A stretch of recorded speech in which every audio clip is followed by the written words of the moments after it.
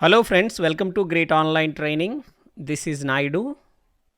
ఈ వీడియోలో మనం శాస్కి, ఆర్ ప్రోగ్రామింగ్కి, క్లినికల్ సెక్టార్లో ఉండే డిఫరెన్సెస్ చూద్దాం. సో చాలా వరకు నాకు క్వశ్చన్స్ అడుగుతున్నారు, సార్ నేను ఇప్పుడు శాస్ నేర్చుకోవాలా, ఆర్ నేర్చుకోవాలా, ఏదైతే బెస్ట్ కెరియర్ ఉంటుంది అనేవి చాలా క్వశ్చన్స్ ఉన్నాయి. చాలామందికి ఇప్పుడు వరకు నేను చూస్తున్నా, చాలా డెమోస్లో ఇస్తున్నాను. ప్రతి డెమోలో కూడా నేను ఎక్స్ప్లెయిన్ చేస్తూ వస్తున్నాను ఈ క్వశ్చన్ని. మేబీ ఈ క్వశ్చన్ మీ అందరికీ కూడా హెల్ప్ అవ్వచ్చు, అందుకని నేను రికార్డ్ చేస్తున్నాను.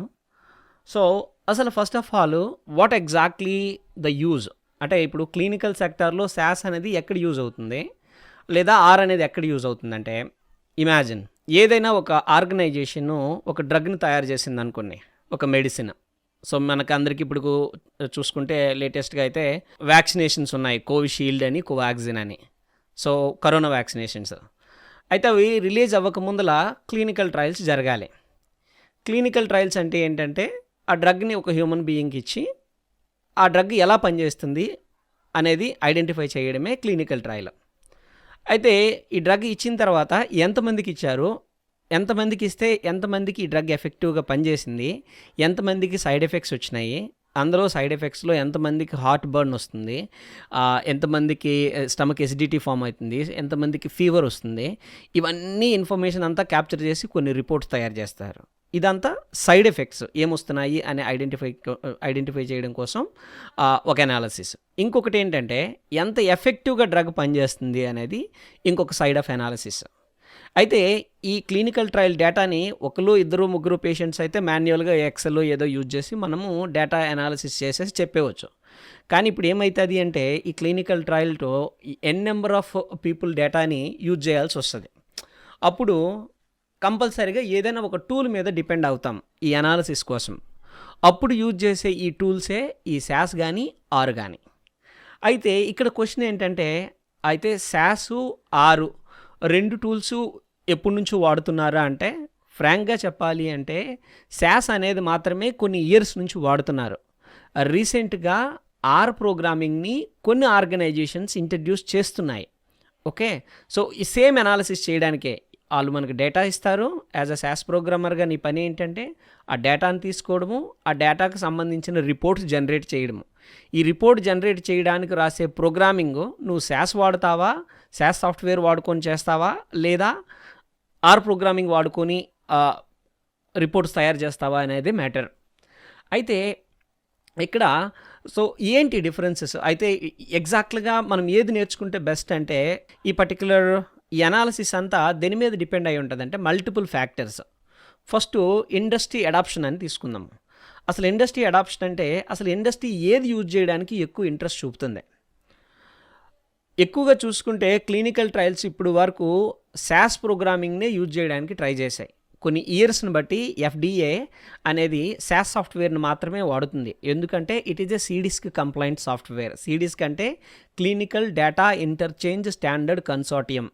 సో అనేది ఒక ఆర్గనైజేషన్, సిడిస్క్ అనేది ఒక ఆర్గనైజేషన్ ఏం చేస్తుందంటే, క్లినికల్ ట్రయల్కి సంబంధించిన డేటా అంతా ఈ పర్టికులర్ ఫార్మెట్లోనే మనకి కావాలి, ఈ పర్టికులర్ ఫార్మెట్లోనే ఎఫ్డిఏకి సబ్మిట్ చేయాలి. దెన్ ఎఫ్డిఏ వాళ్ళు దాన్ని అప్రూవ్ చేసి డ్రగ్ని మార్కెట్లోకి రిలీజ్ చేసుకోవడానికి అలౌ చేస్తారు.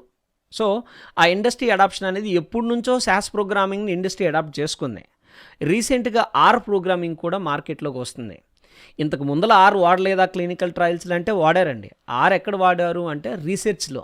రీసెర్చ్ అంటే ఏదైనా పేపర్ పబ్లికేషన్స్లో కానీ, ఏదైనా small scale of clinical trial అనాలిసిస్లో కానీ అక్కడ ఆర్ ప్రోగ్రామింగ్ని యూనివర్సిటీ లెవెల్లో ఆ పర్టికులర్ డేటా అనాలిసిస్ కోసము, ఆ రిపోర్ట్ ఆర్ రీసెర్చ్ సపోర్ట్ కోసము ఆర్ను వాడేవారు.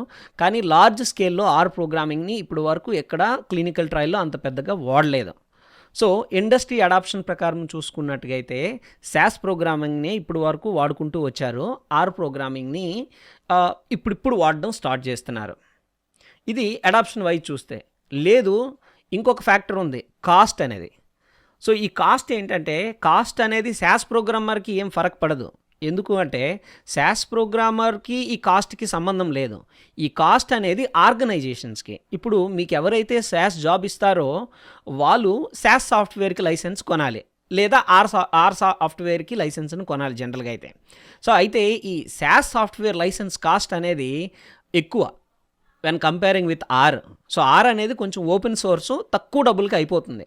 ఇప్పుడు ఇమాజిన్ మీరు ఒక 200 మంది ఒక ఆర్గనైజేషన్లో పనిచేస్తున్నారు అంటే పర్ మంత్ పర్ పర్సన్కి వచ్చేసి ఒక $500 లైసెన్స్ కాస్ట్ ఉందనుకోండి శాస్కి, ఎగ్జాంపుల్కి చెప్తున్నాను.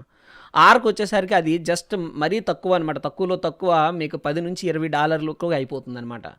సో చాలా కాస్ట్ రిడక్షన్ అనేది ఉంది కమర్షియల్గా యూజ్ చేసేటప్పుడు. అందుకని ఆర్గనైజేషన్ కొంచెం అటువైపు ఆర్ వైపు నవేడేస్ అటు వెళ్ళడానికి మూవ్ అవుతున్నదానికి రీజన్ ఏంటంటే మెయిన్లీ ఈ కాస్ట్ అనేది వాళ్ళకి చాలా కాస్ట్ కటింగ్ ఉండడం వల్ల ఆర్గనైజేషన్ కొంచెం ఎక్కువ ప్రాఫిట్స్ని సేవ్ చేయగలుగుతున్నాయి. సో కాస్ట్ వైజ్గా కూడా ఆర్గనైజేషన్ కొంచెం డిపెండ్ అవుతున్నాయి. అది ఒకటి. ఇంకొక ఫ్యాక్టర్ తీసుకుంటే ఫ్లెక్సిబిలిటీ అండి. ఏంటి ఫ్లెక్సిబిలిటీ అంటే శాస్ ప్రోగ్రామింగ్ అనేది ఎలా అంటే ఇది పవర్ఫుల్ టూల్ అనమాట. సో ఇది ఆల్రెడీ ఎన్నో సంవత్సరాల నుంచి ఈ పర్టికులర్ ఇండస్ట్రీలో ఉండడం వల్ల కొన్ని మాడ్యూల్స్ స్పెషల్లీ దీనికోసమే డిజైన్ చేశారనమాట. సో సిడిస్ కంప్లైంట్ సాఫ్ట్వేర్ అంటే ఇందులో ఎస్డిటిఎం, యాడమ్స్ ఇవన్నిటికి సాపడే టూల్స్ అన్నీ శాస్లో ఎంబెడ్ అయి ఉన్నాయి. బట్ వేరే కమింగ్ టు ద ఆర్ ప్రోగ్రామింగ్కి వచ్చేసరికి ఇది ఓపెన్ సోర్స్ అవ్వడము. ఓకే, ఇందులో కొన్ని ప్యాకేజెస్ ఉంటాయండి. సో ఈ ప్యాకేజెస్ అనేవి చూడండి, ఇప్పుడు వరకు మనం శాస్లో వాడే ఏ టూల్నైనా శాస్ ప్రోగ్రామర్స్ అంటే శాస్ వాళ్ళే డెవలప్ చేయాల్సి వచ్చేది. ఎందుకంటే శాస్ వాళ్ళది లైసెన్స్ కాబట్టి అందరూ ఆ లైసెన్స్కే పే చేస్తున్నారు కాబట్టి దానికి సంబంధించిన డెవలప్మెంట్ పార్ట్ అంతా సో శాస్ వాళ్ళు మాత్రమే చేసేవాళ్ళు. వేరే coming to the R programming వాళ్ళు ఇక్కడ వీళ్ళు ఏం చేస్తున్నారంటే వీళ్ళు ఓపెన్ సోర్స్. సో అంటే వీళ్ళు ఆర్ ప్రోగ్రామింగ్ కమ్యూనిటీకి మొత్తానికి ఇస్తున్నారనమాట, మీకు నచ్చింది డెవలప్ చేయండి, ఏదైతే యూజ్ అవుతుంది అనుకుంటున్నారో అనాలిసిస్ దానికి చేయండి అని. సో ఇక్కడ చాలా వరకు ప్యాకేజెస్ ఉంటాయి. సో ఆర్ ప్యాకేజెస్ అంటాము. సో ఈ ఆర్ ప్యాకేజెస్ ఎవరికి వాళ్ళు ఓన్గా వాళ్ళ కంపెనీకి ప్రకారం డెవలప్ చేసుకోవచ్చు అనమాట. సో ఆర్ ప్యాకేజెస్ అనే వల్ల ఏంటంటే ఎవరు ఆర్గనైజేషన్కి తగ్గట్టుగా వాళ్ళ ఆర్గనైజేషన్ ప్రకారం ఆర్ ప్యాకేజెస్ తయారు చేసుకుంటున్నారు. ఇది కూడా కొంతవరకు బెనిఫిటే అని చెప్పాలి.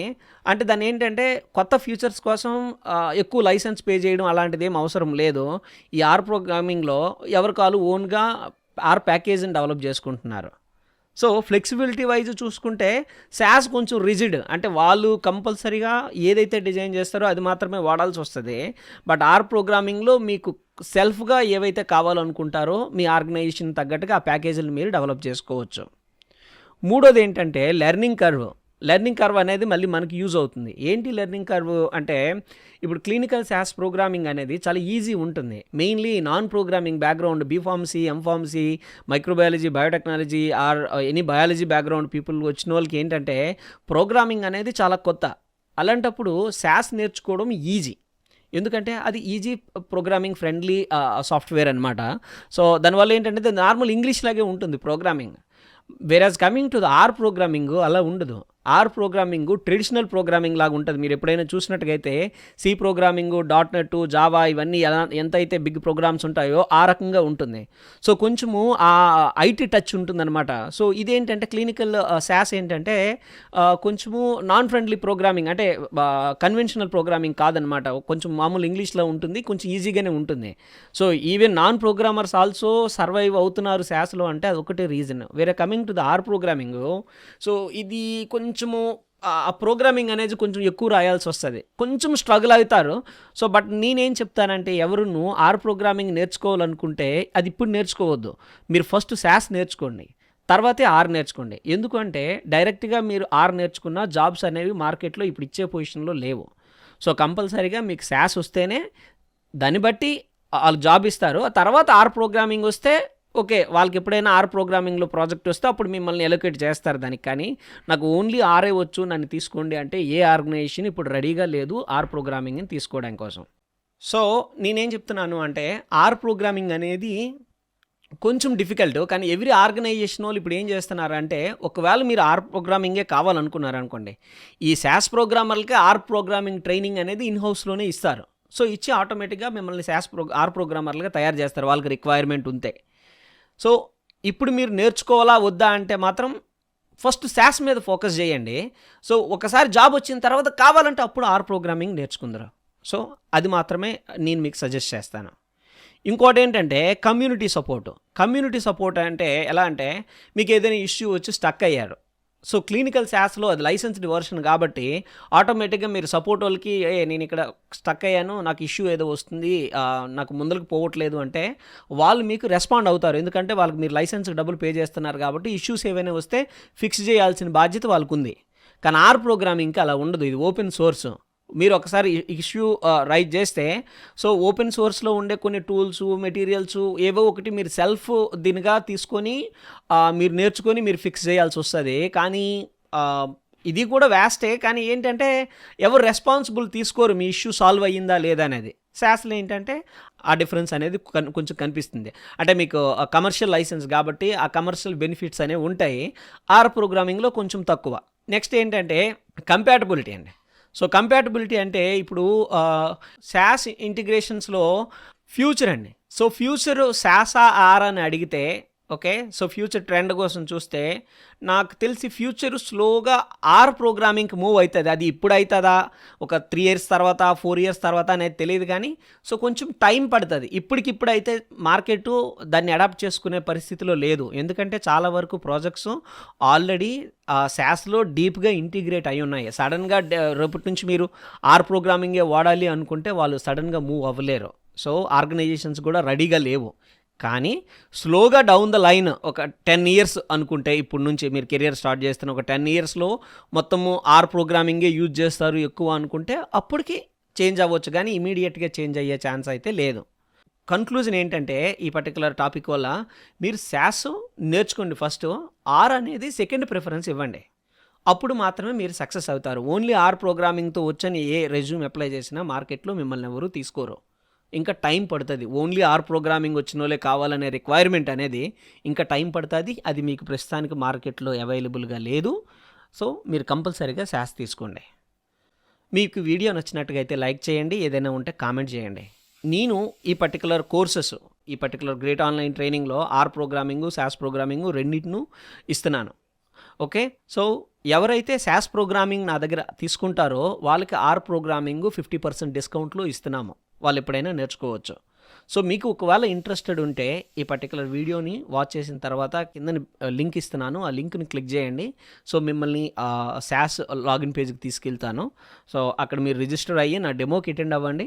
ఒకసారి నేను ఎలా చెప్తున్నానో చూడండి, then you can proceed further. I hope మీకు ఒక ఐడియా వచ్చింది అనుకుంటున్నాను. సో శాస్ ప్రోగ్రామింగ్కి ఆర్ ప్రోగ్రామింగ్కి difference. So thank you for watching. నేను మళ్ళీ మిమ్మల్ని నెక్స్ట్ వీడియోలో మీట్ అవుతాను.